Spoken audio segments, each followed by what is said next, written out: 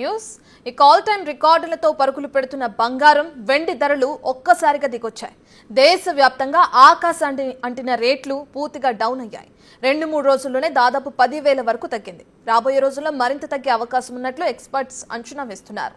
అంతర్జాతీయంగా బంగారం ఔన్స్ ధర తగ్గడంతో దేశవ్యాప్తంగా కూడా పసిడి ధరలు దిగివస్తున్నాయి. దీంతో హైదరాబాద్ లో 24 క్యారెట్స్ బంగారం ధర 1,25,000కు చేరింది. 22 క్యారెట్స్ బంగారం ధర 1,14,000గా ఉంది. మొన్నటి వరకు కొన్నవారు అయ్యో ఇప్పుడు ఇంత తగ్గేసరికి డేలా పడిపోతున్నారు. దీపావళి తర్వాత బంగారం వెండి ధరలు భారీగా తగ్గుతుండడం మంచి పరిణామంగా చెప్పవచ్చు. దీంతో ఇప్పుడు బంగారం కొంటే చాలా లాభపడొచ్చని మరికొందరు అంటున్నారు.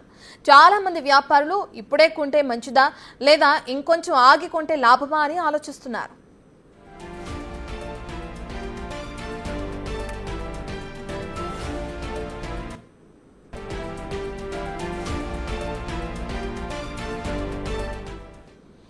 రైట్, ఇక బంగారం హెచ్చుతగ్గుల గురించి మనతో మాట్లాడడానికి బిజినెస్ అనలిస్ట్ మాధవిరెడ్డి గారు ఉన్నారు. మాధవిరెడ్డి గారు, గుడ్ ఆఫ్టర్నూన్ అండి. గుడ్ ఆఫ్టర్నూన్ అండి. సో మనం ఈ మధ్యకాలంలో బంగారం రేట్స్ ఏ విధంగా అయితే పెరిగినాయో దాని తర్వాత ఇప్పుడు ఏ విధంగా అయితే ఒక్కసారిగా డౌన్ అవుతున్నాయో కూడా చూస్తున్నాం. అయితే బంగారం ఊహించిన స్థాయికి పెరిగింది, ఇప్పుడు ఉన్నట్లుండి చెప్పుకోదగ్గ స్థాయిలోనే తగ్గిందని కూడా అనుకోవచ్చు. ఇలా బంగారం ధరల్లో మార్పులకు కారణం ఏమై ఉండొచ్చు అనుకుంటారు? సో బంగారం ఏదైతే పెరిగిందో అదంతా కూడా మనకి గ్లోబల్ అన్సర్టనిటీస్ వల్ల, లేకపోతే మనకి ఇంటర్నేషనల్ ఫోకస్డ్ రీజన్స్ వల్లనే ఈ బంగారం పెరగడం కానీ ఇప్పుడు తగ్గుతుండడానికి కూడా కారణం మనం గ్లోబల్ రీజన్సే చెప్పొచ్చండి. చాలా మంది ఏమనుకుంటారంటే మనకి ఇక్కడ ఇండియాలో దివాళీ ఉంది, దంతరాస్ ఉంది, అందుకే పెరుగుతున్నాయి, సో దివాళీ అయిన తర్వాత తగ్గిపోయింది. So these are all not reasons. అంటే అన్ని రీజన్స్ కూడా మనం గ్లోబల్ ఫ్యాక్టర్స్ అనే చెప్పొచ్చు.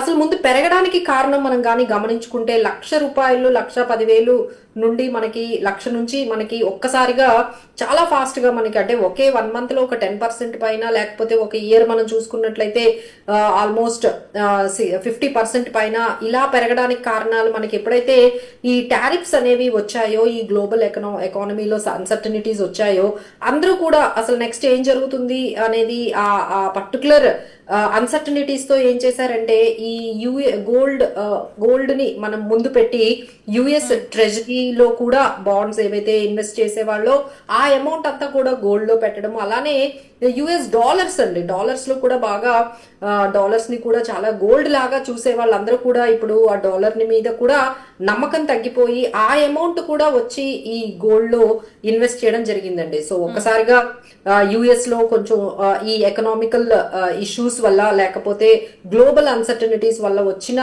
ఈ భయం ఏదైతే ఉందో, అంటే ఒక రకమైన ఫియర్ ఫ్యాక్టర్ ఏదైతే ఉందో, దాని వల్ల అందరూ కూడా సేఫ్టీ హెవెన్ అయిన గోల్డ్ వైపు అందరూ కూడా ఒక్కసారిగా దాంట్లో ఇన్వెస్ట్ చేయడం అనేది స్టార్ట్ చేశారండి. అంటే ఒకవైపు సెంట్రల్ బ్యాంక్స్ బై చేశాయి, ఒకవైపు రీటైలర్స్, ఇన్స్టిట్యూషన్స్ అందరూ అంటే ఈక్విటీస్ ని పక్కన పెట్టి, యుఎస్ బాండ్స్, ట్రెజరీ ఈల్డ్స్ ని పక్కన పెట్టి, కరెన్సీస్ ని కూడా నమ్మకం లేక అందరూ కూడా గోల్డ్ లో ఇన్వెస్ట్ చేయడం జరిగిందండి. సో అందుకనే ఒక్కసారిగా గోల్డ్ అనేది ఇంత పెరిగింది. సో ఎప్పుడైతే ఇప్పుడు మళ్ళీ కూడా India and US trade tensions తగ్గబోతున్నాయి, ఎందుకంటే వాళ్ళు యుఎస్ లో ట్రంప్ మనకు ఆల్మోస్ట్ ఇండియా మీద ఎక్స్పోర్ట్స్ ఏవైతే మనం చేస్తామో 50% టారిఫ్స్ ఎప్పుడైతే వేశారో, అలానే చైనా మీద కూడా రీసెంట్ గా 100% టారిఫ్స్ వేశారు, అలానే బ్రెజిల్ మీద 100% పైనే టారిఫ్స్ వేశారో, ఈ విధంగా ఏవైతే లార్జెస్ట్ ఎకానమీస్ అయిన చైనా, ఇండియా, రష్యా, బ్రెజిల్ ఇలా ఈ బ్రిక్స్ కంట్రీస్ నే టార్గెట్ చేస్తూ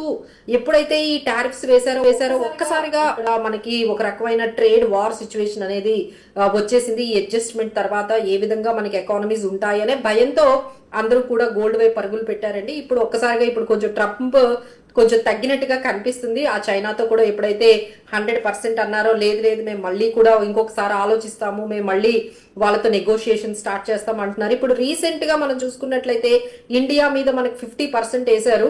ఇప్పుడు అక్కడ కూడా ట్రేడ్ నెగోషియేషన్స్ జరిగి అక్కడ నుంచి ఏమొస్తుందంటే మాకు ఇన్ఫర్మేషన్, అంటే మార్కెట్ లో ఇన్ఫర్మేషన్ ఏంటంటే 50% కాదు, that might come down to 25%, 20% కూడా చేసే అవకాశాలు ఉన్నాయి. త్వరలోనే ఇండియాకి యుఎస్ కి మధ్య ఒక మంచి ట్రేడ్ డీల్ రాబోతుంది అనే న్యూస్ అయితే మార్కెట్ లోకి వస్తే ఒక్కసారిగా మీరు గమనించారో లేదో స్టాక్ మార్కెట్లు అన్ని కూడా మన ఇండియాలో స్టాక్ మార్కెట్ నిఫ్టీ కూడా ఆల్ టైమ్ హైకి చాలా దగ్గరగా వెళ్తుందండి. ఎప్పుడైతే ఈక్విటీ మార్కెట్స్ అన్ని కూడా పాజిటివ్ కు వెళ్తాయో మళ్ళీ గోల్డ్ అనేది తగ్గిపోతుంది. So it's all inverse relationship అండి. అంటే స్టాక్ మార్కెట్ కి గోల్డ్ కి ఒక రకమైన ఆపోజిట్ మనకి ఉంటుంది. అంటే ఒకసారిగా స్టాక్ మార్కెట్ పడిపోయింది అనుకోండి, ఆ మనీ అంతా కూడా వెళ్ళి గోల్డ్ లో వెళ్తుంది. ఎప్పుడైతే స్టాక్ మార్కెట్స్ మళ్ళీ పాజిటివ్ వైపు వెళ్తున్నాయో మళ్ళీ ఆ అమౌంట్ అంతా కూడా గోల్డ్ లో ఆ అమౌంట్ అంతా కూడా ప్రాఫిట్ బుక్ చేసుకొని మళ్ళీ ఇప్పుడు స్టాక్ మార్కెట్ వైపు మనీ అంతా కూడా ఫ్లో అవుతుంది. ఇప్పుడు మీరు గమనించే ఉంటారు మన ఇండియన్ స్టాక్ మార్కెట్స్ ఈ ఒక్క న్యూస్ తో ఏదైతే ఇండియా అండ్ యుఎస్ మధ్య ఒక మంచి ట్రేడ్ డీల్ రాబోతుందనే న్యూస్ రాగానే ఒక్కసారిగా అక్కడంతా కూడా ప్రాఫిట్ బుకింగ్ చేసేసుకొని గోల్డ్ లో ఆ అమౌంట్ అంతా కూడా ఇప్పుడు మళ్ళీ కూడా ఇండియన్ స్టాక్ మార్కెట్స్ వచ్చేటట్టుగా కనిపిస్తుంది. అలానే చైనాతో కూడా యుఎస్ ట్రేడ్ రిలేషన్స్ ని ఇంకొంచెం రీవ్యాంప్ చేసుకుంటున్నారు, మళ్ళీ కొంచెం పాజిటివ్ గా వెళ్తున్నారు. సో ఒక్కసారిగా మళ్ళీ ఫోకస్ అంతా కూడా మెటల్స్ అంటే మీరు చెప్తుంది ఓకే మాధవిరెడ్డి గారు. ఇప్పుడు మనం చూస్తే లైవ్ మార్కెట్ లో మళ్ళీ ధరలు కూడా పెరుగుతున్నట్లు వార్తలు వస్తున్నాయి. అంటే దీన్ని బట్టి ఎలా చూడొచ్చు అంటారు?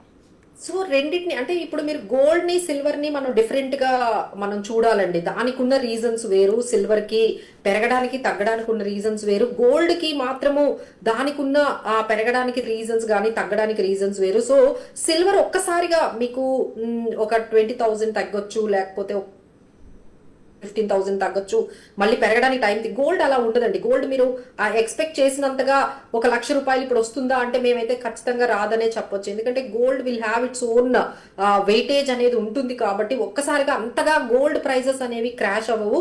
మేబీ డెఫినెట్లీ ప్రాఫిట్ బుకింగ్ అయితే జరుగుతుందండి. ఎందుకంటే ఒక్కసారిగా 50% ఈ ఇయర్ లో పెరిగింది కాబట్టి కొంతమంది ప్రాఫిట్ బుకింగ్ ఇన్స్టిట్యూషనల్స్ ఎలా అయితే ఈటీఎఫ్స్ లో పెట్టిన వాళ్ళు ఎవరైతే గోల్డ్ ఈటీఎఫ్స్ లో పెట్టిన వాళ్ళు ఎవరైతే ఉన్నారో ఇంత ప్రాఫిట్స్ చూసిన తర్వాత కొంత ప్రాఫిట్ బుకింగ్ అయితే మనకు కనిపిస్తుంది. అందుకనే ఒక్కసారిగా గోల్డ్ అనేది మీకు కొంచెం తగ్గడం కనిపించింది. ఇప్పుడు మళ్ళీ కూడా ఇది మంచి ఆపర్చునిటీ అని కొంతమంది మిస్ అయిన వాళ్ళు ఎవరైనా ఈ టైంలో కూడా పెట్టుకునే వాళ్ళు ఉంటారు. సో ఈ విధంగా గోల్డ్ లో అయితే మనం ఎక్స్పెక్ట్ చేసినంత అయితే కరెక్షన్ అయితే రాకపోవచ్చండి.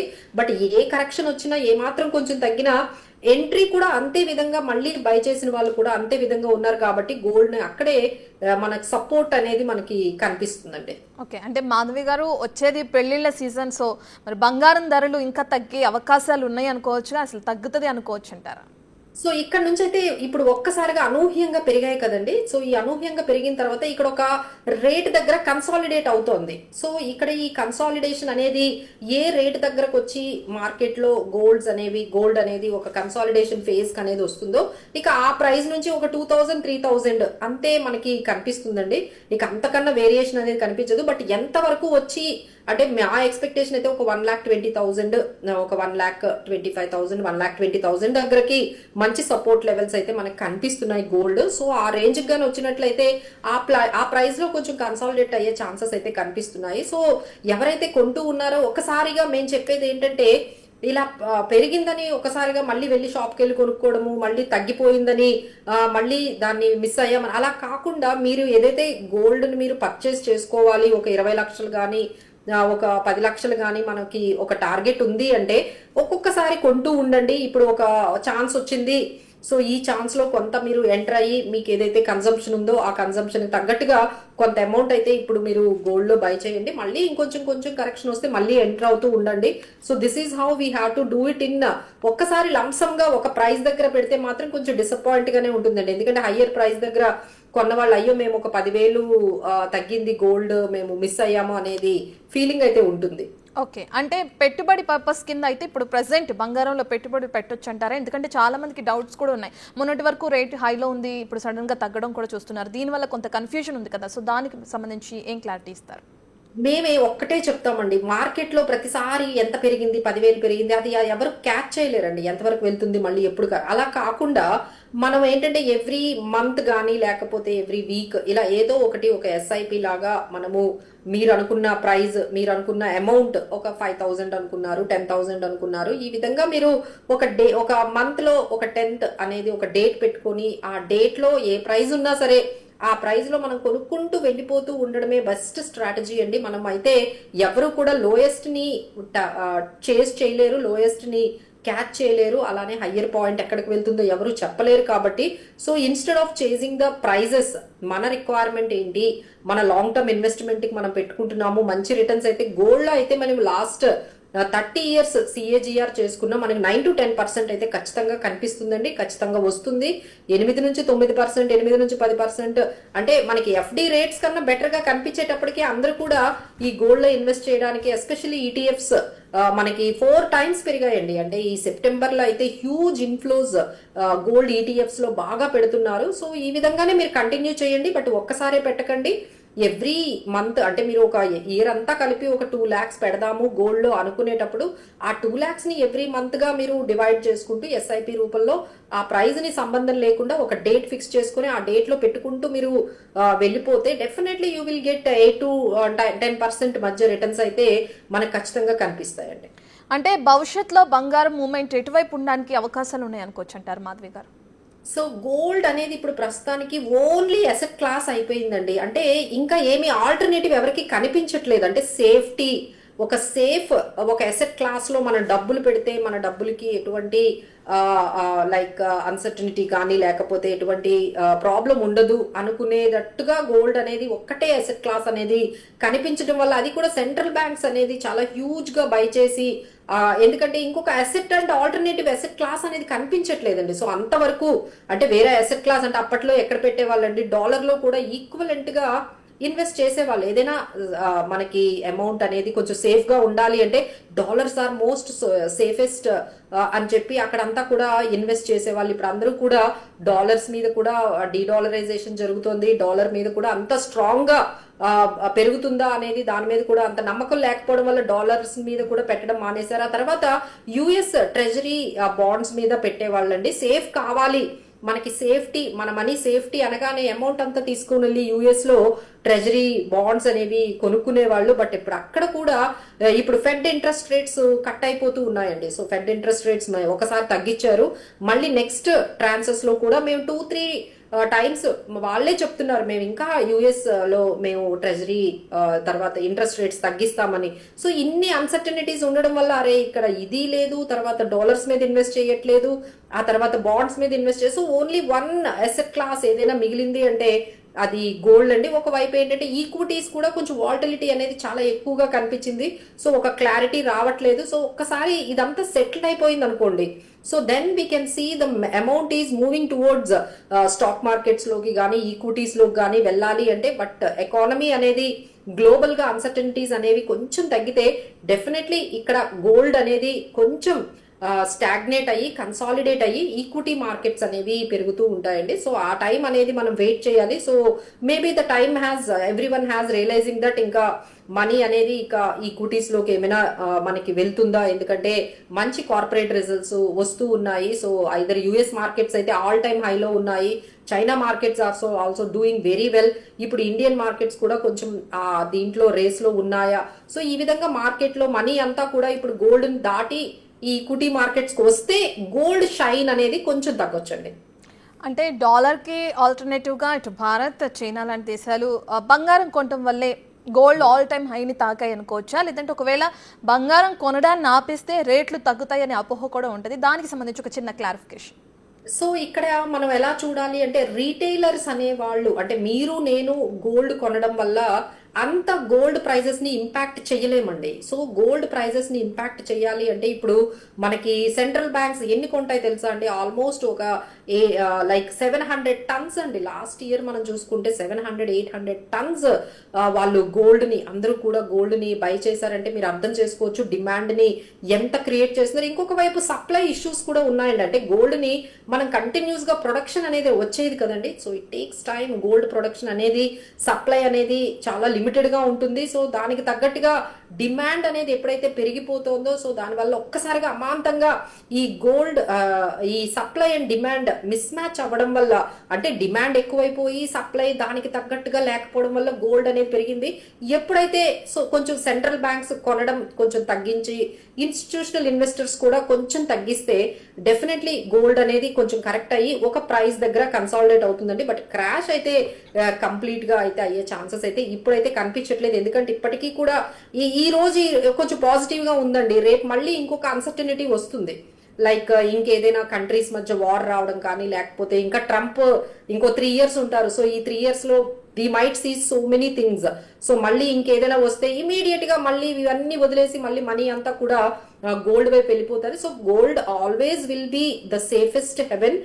సో దానికి షైన్ అనేది ఎప్పటికీ తగ్గదండి. బట్ ఏంటంటే ప్రైజెస్ అనేవి అమాంతంగా ఒక్కసారి పెరిగాయి కాబట్టి ప్రాఫిట్ బుకింగ్ అనేది జరగడం జరుగుతోంది. సో ఇదే ఇప్పుడు మనకి ఈ ఏదైతే ఈ కొంచెం గోల్డ్ ప్రైజెస్ తగ్గాయో సో అది మనకు కనిపిస్తుంది. కొంత అమౌంట్ అయితే డెఫినెట్లీ ఎప్పుడు గోల్డ్ లో పెట్టుకుని ఎవరు ఉండరండి. ఇట్ ఈస్ ఓన్లీ ఆ పార్కింగ్, అంటే మన అమౌంట్ ని కొంచెం కొంత టైం వరకు అక్కడ పార్క్ చేసుకున్నారు. ఆ తర్వాత మళ్ళీ ఇన్స్టిట్యూషనల్ ఇన్వెస్టర్స్ అందరూ కూడా మంచి ఆపర్చునిటీస్ రాగానే గోల్డ్ నుంచి మనీ తీసుకొని వెళ్ళి మళ్ళీ ఇంకొక దగ్గర ఇన్వెస్ట్ చేస్తారు. సో దీనివల్ల మనకి గోల్డ్ లో కొంచెం కన్సాలిడేషన్ అయితే కనిపించబోతోంది.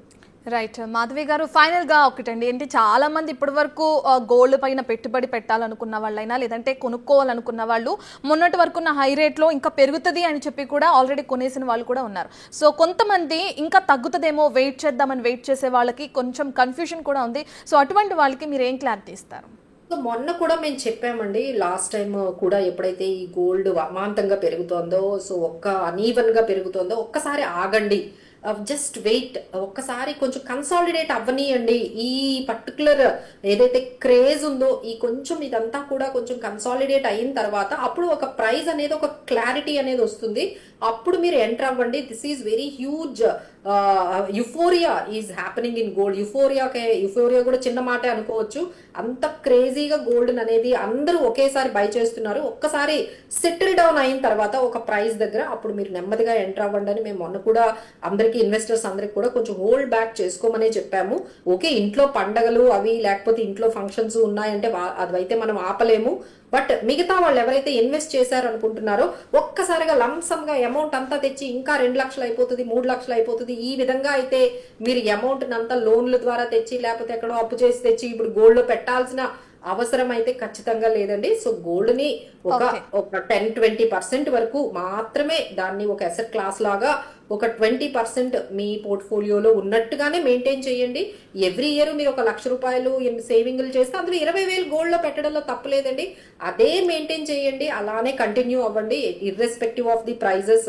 ఈ యుఫోరియాలోని అంటే ఈ దీంట్లో మనం కూడా అంటే మాధవి గారు మీరు చెప్తున్న ప్రకారం గోల్డ్ ప్రకారం మనం చూస్తున్నాం, వెండి కూడా ఈ మధ్యలో బాగా పెరిగింది, కేజీ 2 లక్షల వరకు వెళ్ళింది, ఇప్పుడు మళ్ళీ తగ్గింది. సో ఇప్పుడు వెండిలో పెట్టుబడి పెట్టొచ్చు అంటారా, లేదంటే గోల్డ్ వరకే వెళ్తే మంచిదంటారా? దేంట్లో పెట్టుబడి పెడితే మంచిదిగా భావించవచ్చు అంటారు? సో గోల్డ్ అండ్ సిల్వర్ అనేది మనం చూసుకుంటే ఎప్పుడైనా సేఫ్ గా కావాలి, మాకు ఎక్కువ వాలటిలిటీ వద్దు, మాకు సేఫ్ గా కొంచెం రిటర్న్స్ 8-10% రిటర్న్స్ వస్తే చాలు అనుకునే వాళ్ళు ఎప్పుడు కూడా గోల్డ్ నే ఆప్ట్ చేయాలండి. సిల్వర్ అనేది ఏంటంటే టూ మచ్ వాలటిలిటీ ఉంటుందండి. ఇప్పుడు మీరు ఒక్కసారిగా 70,000 నుంచి 1,80,000 వెళ్ళింది, మళ్ళీ 1,80,000 నుంచి ఒక్కసారిగా మళ్ళీ 1,30,000 అయినా మీరు ఆశ్చర్యపోక్కర్లేదు. ఎందుకంటే సిల్వర్ అనేది ఎట్లా ఉంటుందంటే it's all industrial demand and supply బట్టి ఉంటుంది. మొన్న పెరగడానికి కారణం ఏంటంటే అంటే మనకి లండన్ లో వాలెట్స్ లో ఒక్కసారిగా సప్లై అనేది తగ్గిపోయింది. ఇప్పుడు చైనా అండ్ యుఎస్ ఒక్కసారిగా 1,000 టన్నుల సిల్వర్ ని లండన్ వాలెట్స్ కి పంపించారండి. అంటే ఏంటి, అక్కడ ఇమీడియట్ గా మళ్ళీ సప్లై ఇష్యూస్ అనేవి తగ్గిపోయాయి. సో డిమాండ్ కూడా ఆటోమేటిక్ గా తగ్గిపోయింది. సో దానివల్ల మళ్ళీ సిల్వర్ అనేది 1,60,000 ఈ రేంజ్ కి అనేది వచ్చేసింది. అక్కడ డిఫరెన్స్ అంటే అక్కడ రీజన్స్ వేరండి. సిల్వర్ అలా పెరగడానికి కారణం ఏంటంటే అసలు ఫిజికల్ సిల్వర్ అనేది అవైలబిలిటీ ఒక్కసారిగా ఆగిపోవడం వల్ల ఇప్పుడు మళ్ళీ సప్లై అనేది స్టార్ట్ అయింది. యుఎస్ నుంచి చైనా నుంచి చాలా టన్నుల సిల్వర్ అనేది అవైలబిలిటీకి వచ్చేసింది. ఎప్పుడైతే అవైలబిలిటీకి వచ్చిందో సిల్వర్ అనేది తగ్గిపోయింది. బట్ సిల్వర్ లో కూడా యూ క్యాన్ ఇన్వెస్ట్ అండి. బట్ ఏంటంటే వాలటిలిటీ అనేది చాలా ఎక్కువ ఉంటుంది. అంటే ఒక్కసారిగా పెరగడం ఒక్కసారిగా తగ్గడం అనేది మీకు ఎక్కువగా ఉంటుంది. అలా అయినా మాకు ఓకే, మేము రిస్క్ తీసుకుంటాము అనుకునే వాళ్ళైతే సిల్వర్ వైపు వెళ్ళొచ్చండి. మాకు సేఫ్టీగా స్టడీగా ఉండాలి అనే వాళ్ళందరూ కూడా గోల్డ్కి వెళ్ళాలి. Right, thank you Madhavi Reddy గారు, థ్యాంక్ యూ సో మచ్ అండి. మనం చూస్తున్నాం బంగారం రేట్స్కి సంబంధించి ఇప్పటికే ఆల్ టైమ్కి చేరిన రికార్డ్ ఒక్కసారిగా తగ్గడం కూడా మనం చూస్తున్నాం. ముందు ఇంకా తగ్గే అవకాశాలు ఉన్నాయని కూడా అటు బిజినెస్ అనలిస్ట్ మాధవి రెడ్డి గారు తెలియజేయడం కూడా చూస్తున్నాం.